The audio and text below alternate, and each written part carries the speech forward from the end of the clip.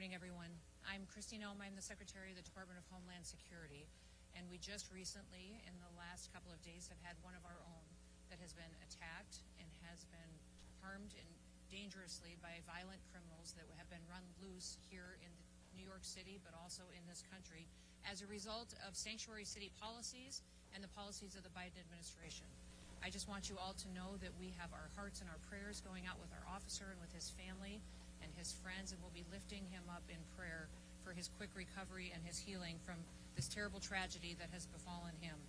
Listen, our officer was off duty on Saturday evening when him and his friend were attacked.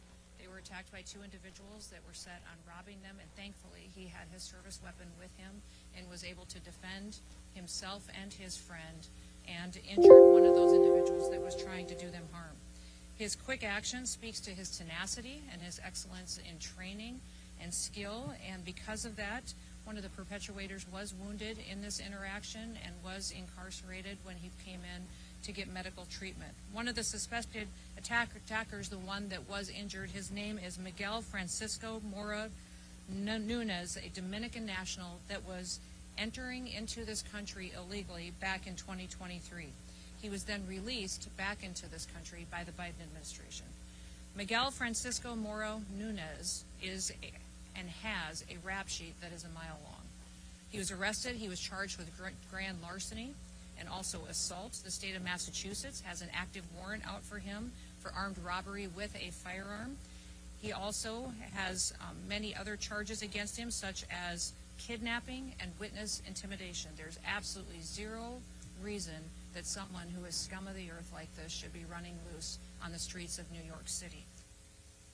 Arrested 4 different times in New York City, and because of the mayor's policies and policies, was released back to do harm to people and to individuals living in this city. Make no mistake, this officer is in the hospital today fighting for his life because of the policies of the mayor of this city and the city council and the people that were in charge of keeping the public safe. They refused to do so, and now we have the situation on our hand where someone who has dedicated their lives to protecting the public is now fighting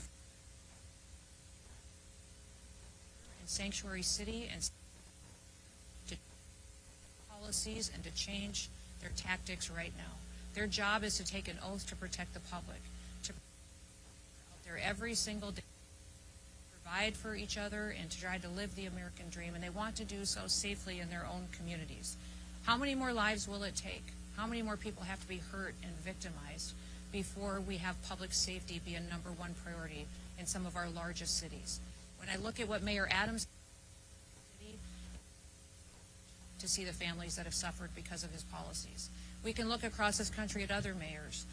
We look at Mayor Wu in Boston and what has happened there under her watch. What's happened in LA with the riots and the violence and the protests that have gone on because of Mayor Bass and what she has perpetuated. When you look at Mayor Johnson in Chicago and how devastating it is to live in that city in some of those poorest communities, how they suffer every single day with the violence that's in front of them, just because these individuals are protecting criminals.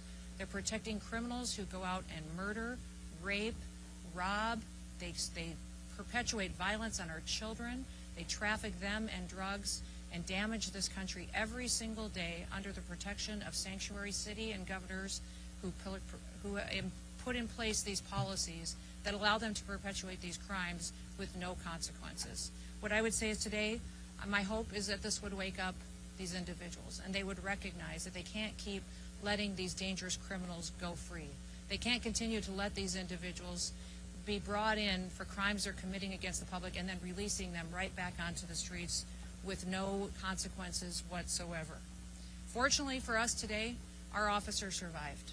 He survived. He's going through a very difficult time, and I would ask that you respect him and his family and his friend who was with him and what they have gone through. But I would also say that we can't guarantee that the next victim of these dangerous criminals will be treated the same or will be able to get through this dangerous situation. We were able to bring the second individual in and have detained him as well, and he will face consequences and hopefully strong prosecution in his involvement on Saturday night. But my hope is that we can continue to, when ICE is out in our communities and they're lodging detainers against individuals, that we would have a city like New York City start to honor them and allow us to bring these criminals to justice, allow them to get them out of our communities so that they can't continue to hurt people like we saw on Saturday night. We still have a lot of work to do. We've seen violence against our officers go up over 830% just in recent days because of the rhetoric out of politicians and the rhetoric out of individuals who are letting this victim against the public. So I would call on everybody today to how in one moment someone's life can change, their whole family can change. And it is happening every day across this country. And this officer and his family, while today they are suffering, they still continue to serve the public and recognize that they want to go back out and make sure that they're doing all that they can to uphold the rule of law in this country. We're doing everything in our power to make sure that our officers out on the streets have the equipment and the training and the resources and the backup that they need to do their jobs, but they should never have to deal with an individual who was arrested 4 different times for violating the law and then released. And that individual was released on the streets of the city because of Mayor Bass's policies and because of his city council's policies and because of politicians who talk big and then people get hurt. People get hurt, and in many cases they end up losing their lives. Let's hope that that's never true and that today is the day that those policies change and people get the courage to make sure they're making the decisions that actually do protect people going forward. We're going to bring the perpetuators of violence to justice. President Trump has promised that for the American people, and he's going to follow through on it. I'll do all that I can, and I'm so grateful to have partners like Rodney Scott with me from Border Patrol and Protection, and also with Tom Homan as the borders are. We'll continue to work to make sure that we're dealing with the violence that we see on our streets, but we also recognize that here in these sanctuary cities, it's much more dangerous because of the politicians who aren't taking responsibility for what they're doing. They're setting the American to become victims of crime, and it has to stop today. I'd ask you all to keep our law enforcement officers in your prayers, their families, as they face the environment that they do every day while they do their job. This officer wasn't even on the job. He was out enjoying a beautiful evening with a friend of his and was a victim of crime, and it ended up with him mortally and seriously wounded, and he is going to, because of the great care of the doctors that are taking care of him today, pull through. But our prayers are going to be with him and his family as they work their way through this situation. With that, I will turn it over to Rodney Scott, who is the Commissioner of our Customs and Border Protection. Thank you for being here. Thank you, Madam Secretary, for all the support that you've given us and the support you're showing our officers today and the comments that you just made. My name is Rodney Scott. I'm currently the Commissioner of United States Customs and Border Protection. But as I talk, I want you to remember that I was also the Chief of the United States Border Patrol until 2021. I want to really start by thanking the medical personnel here in New York City at the hospital, the EMS workers, and even the guys behind me in blue that have shown tremendous support to our officer and to his family as well. We should not be here today. The reason these 2 assailants are inside the United States today is because of failed border policies by the Biden administration. I personally warned the Biden administration against their open border policies in 2021. I was ignored, and exactly what I predicted, many of us predicted, happened. Total chaos along the border. These 2 individuals, the 2 assailants, were released into the United States after being apprehended because of failed policies. President Trump stepped up and fixed those failed policies on January 20th of this year. With the support from Secretary Noem, we now have the most secure border that I've ever seen in my entire lifetime. Much of that resolution was by fixing failed policies based on facts and evidence. Sanctuary city policies across this nation, and some of these, and even states in some cases, are failed policies. The facts and evidence are there in front of you. It's time for local leadership and state leadership to step up to the plate like President Trump did, acknowledge crime as crime, acknowledge the fact that there's no global information system where we can vet these people coming into the United States. We do not know who they are, and we have to have border security where we simply know and control who and what enters our country, just like we do our homes. This should not be political. I'm calling on all state and local leaders to step up to the plate, get rid of these sanctuary city laws, and simply enforce the laws on the books. work with your federal agencies so that we can actually root out these criminals from our neighborhoods. Last but not least, I should have said this up front, thoughts and prayers for our officer and his family, and I would ask that you keep them in your thoughts and prayers as well. Thank you for your time, but please remember this. This was 100% preventable. It was caused by bad policy, and it can be fixed with good policy. Thank you.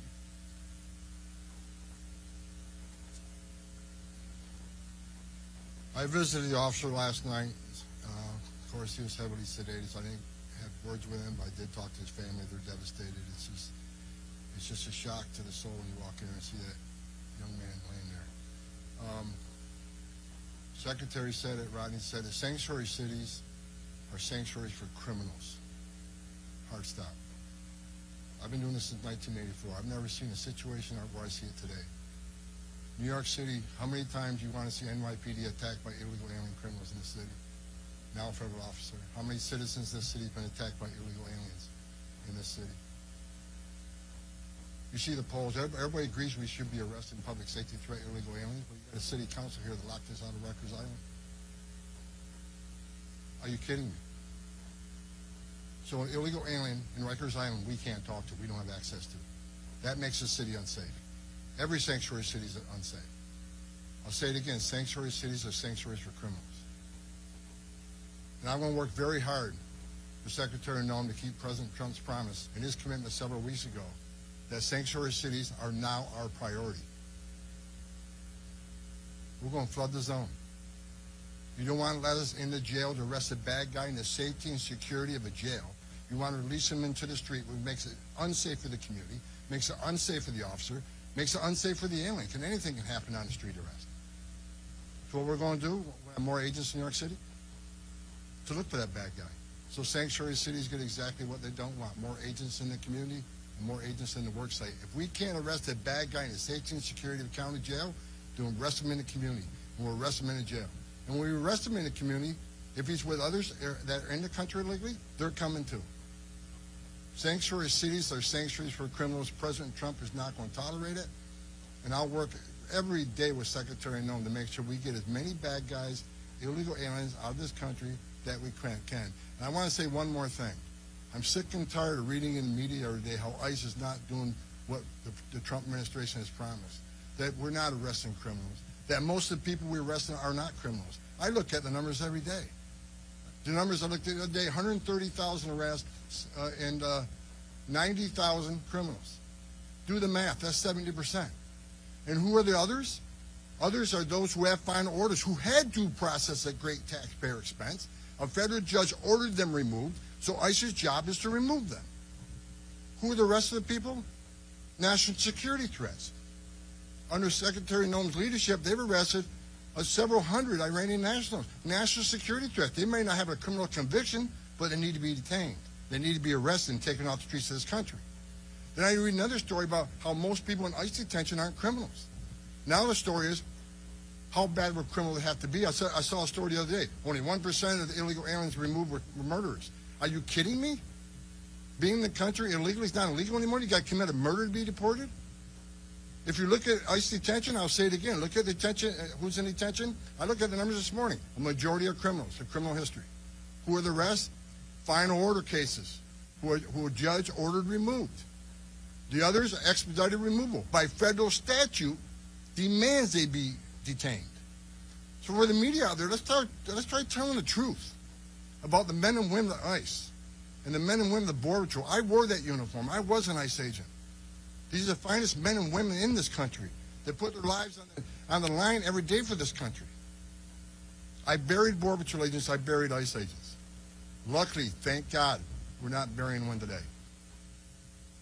Enough.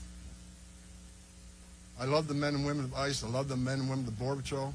They're finally doing the job they took an oath to do, and they got a great leadership of Secretary Noem, who's going to enforce the law without apology. I appreciate your leadership.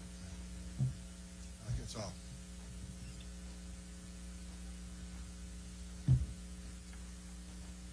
Good morning. Diane Sabatino, Acting Executive Assistant Commissioner, Office of Field Operations. First, I certainly want to express my heartfelt thanks to Secretary Noem, Commissioner Scott, and Border Czar Homan for the incredible support they've demonstrated for the New York Field Office, Office of Field Operations the last couple of days. You know, it is a tragic scenario to get a phone call about an officer, any CBP, Customs and Border Protection employee that's injured in the line of duty. It was even more tragic, this individual off duty. You know, they picked the wrong guy in this particular case, two assailants, you know, just a crime of opportunity. Unfortunately, and I apologize, I'm a bit overwhelmed. I saw the officer this morning, and having met him before and seeing how challenged our officers are in taking care of each other during this hard time. But just to get back to what I was saying, they picked the wrong individual to try to rob. And thank God, when we invest in our CBP officers, we invest in training, we invest in vigilance 24/7. Our officers and our agents stand watch 24/7 on the front line of the United States of America. And we'll take action, and we'll demonstrate that vigilance and dedication at any opportunity.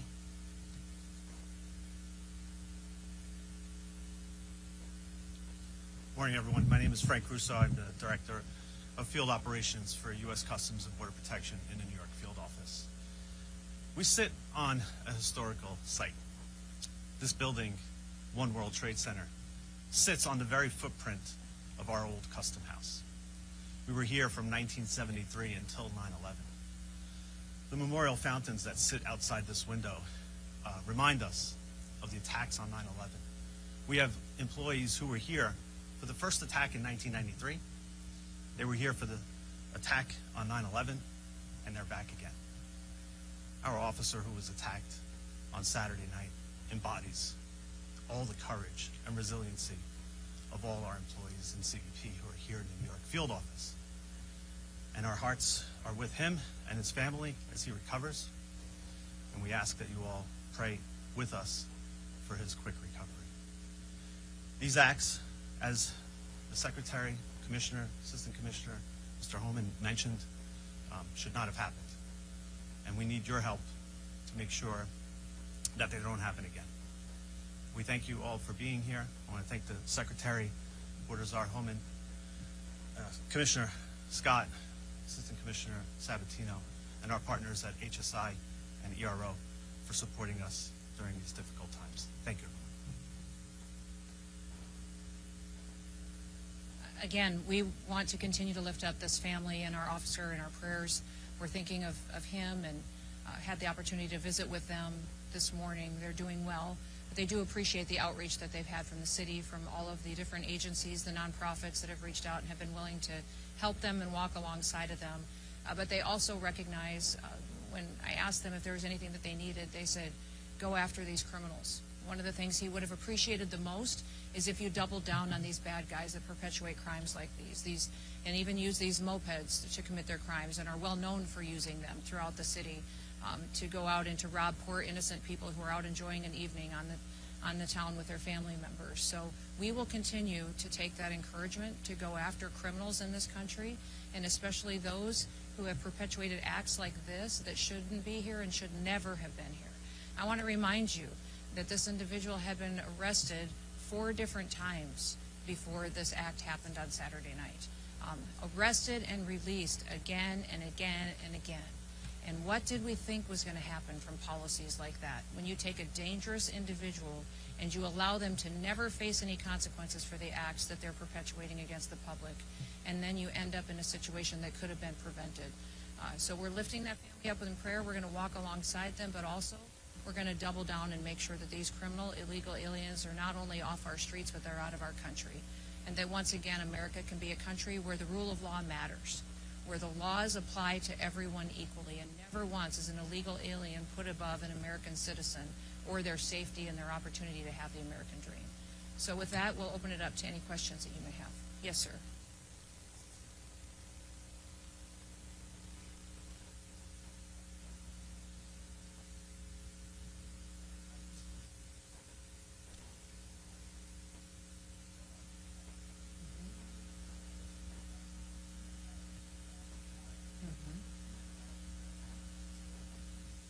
Yeah, we've already had some retired agents that have indicated they'd like to come back and help. They love the opportunity to come back and work for an agency that's allowed to do its job. Under this administration, President Trump is allowing our ICE and our CBP officers, our law enforcement officers, to do their jobs again, and that's reinvigorating them and their desire to want to be a part of a team where someone's got their backs. What we'll do in a city like this is we'll double down. We'll put more agents here. We'll put more personnel here. We'll give them more equipment, more training for situations where they may have to go into a dangerous neighborhood where local law enforcement won't be there to have their backs. And we'll continue to talk to the public about the truth of what we're doing. The media has lied over and over and over again about what President Trump has given us as direction to do in this country when it comes to criminal and illegal aliens. We have prioritized them. They are our targets. We're going to go after those individuals that are perpetuating crimes in our country and remove them and get them out and have them face consequences for what they're doing. So what you will see when you have a mayor like this, a city council like this, that's allowing their people to be victimized, is that we will follow through on our promises. We'll put more people here, more agents, more resources, and we'll have more federal agencies deployed in task force models so that they can go out and do their operations and do them safely. Yes, sir.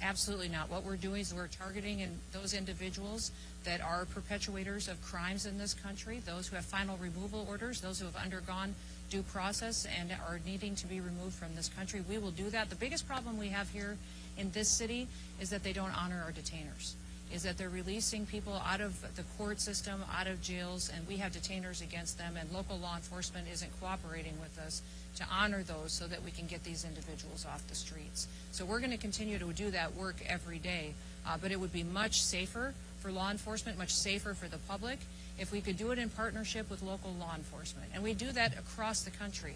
In so many states, we have agreements with city police, with sheriffs, with local law enforcement who partner with us to make sure our officers can be safe while they do this work, and we can clean up communities that are victims of crime. Unfortunately, here in New York City, it's a different situation, because here people play politics and then you have innocent people get hurt, and that shouldn't happen anymore. Yes, ma'am. Yes, ma'am.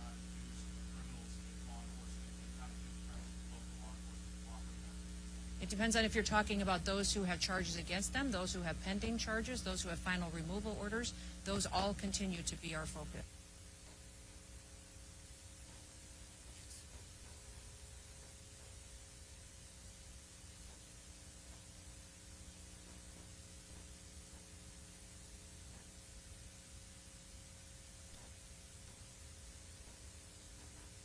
If you look at what happened during the Biden administration, which is when he entered this country, was that basically anyone who crossed the border was granted an asylum and given a notice to appear in court, and he never did. Never showed up, of course, which happened with millions of individuals who came into our country. And that's the task that we now have under the Trump administration, is cleaning up the ramifications of that invasion of our country. Remember, people came to this country through an open border and those policies that were terrorists, suspected terrorists, people who were violent criminals from across the world, individuals who were emptied out of prisons and mental institutions, and they came to this country, and Joe Biden and his administration just opened the door and let them flood in. The individuals that perpetuated this crime and violence against our law enforcement officer on Saturday night and his friend were two of those exact same type of individuals that crossed the border under those policies. They shouldn't have been here. They had been arrested in the past and released again. I'm thankful we have a president now who's not going to allow that to happen anymore. Yes, sir. He's an illegal in this country as well. And so he has been brought in. Excuse me? He was detained earlier today and was brought in. It's a case that we will continue to work, but he was a part of this robbery on Saturday night, and hopefully he will face full consequences for being a part of that. He did. They both entered under for the work of our HSI individuals who were able to go out there and partner with other agencies to bring him in this morning. Yes, sir.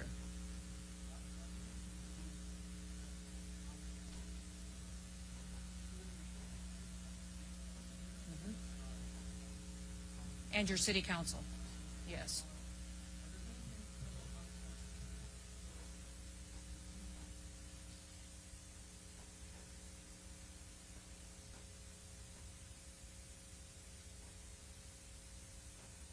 I just want them to know that we will use every tool at our disposal that we have the authority to under the federal government to bring safety to the people of New York City and to other sanctuary cities across this country.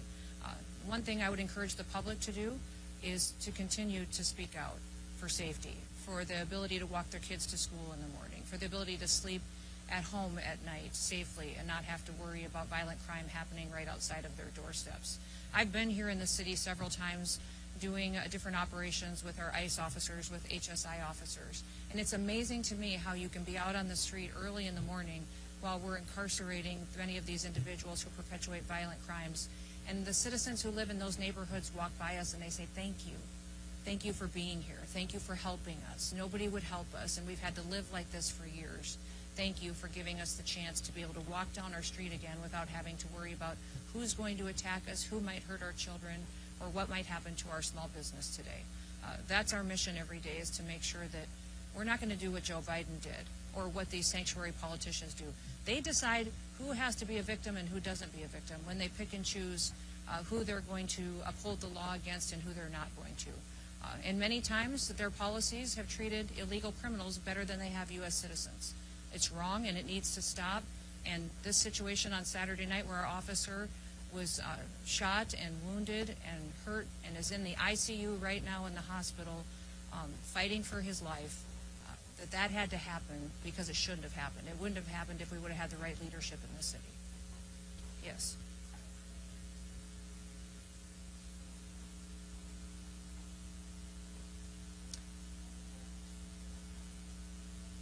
I can't speak directly if there was an ICE detainer out against this individual right at this time, but he had been arrested 4 different times, had several charges against him. If you remember, I spoke about his charges in Massachusetts as well for kidnapping. He had charges against him for larceny. This individual should have been deported and never been in this country, and that is one of the individuals that should have been prosecuted for his crimes, and then he would have been on our radar and we would have been able to remove him. And if I could, there was a detainer, but the issue, as the Secretary said, he was arrested at least 3 or 4 times by NYPD. Well, they're not allowed to work with ICE on your sanctuary city policies. That's what the Secretary's getting to. Cops should be working with the cops. This should be a nonpartisan issue. Cops working with the cops to keep New York safe. We're not asking them to be immigration officers. We're asking them to help us remove public safety threat aliens from this country. But NYPD is not allowed to do that. That's exactly what happened in this case.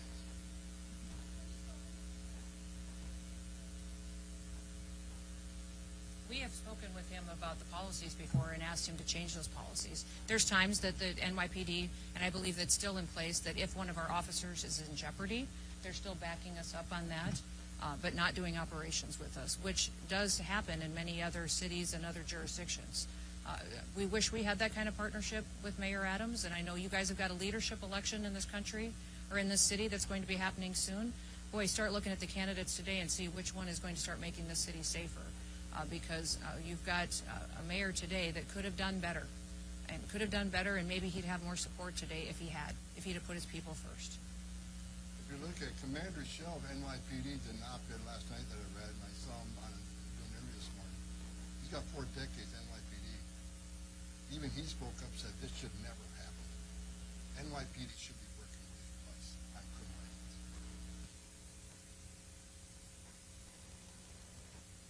What we're here today about. We're here today to focus on our officer, his family, and to make sure that everybody understands that this didn't have to happen and that we want more cooperation out of local law enforcement so that we can get dangerous, criminal, illegal aliens off of our streets. Who's talking? Yes, sir.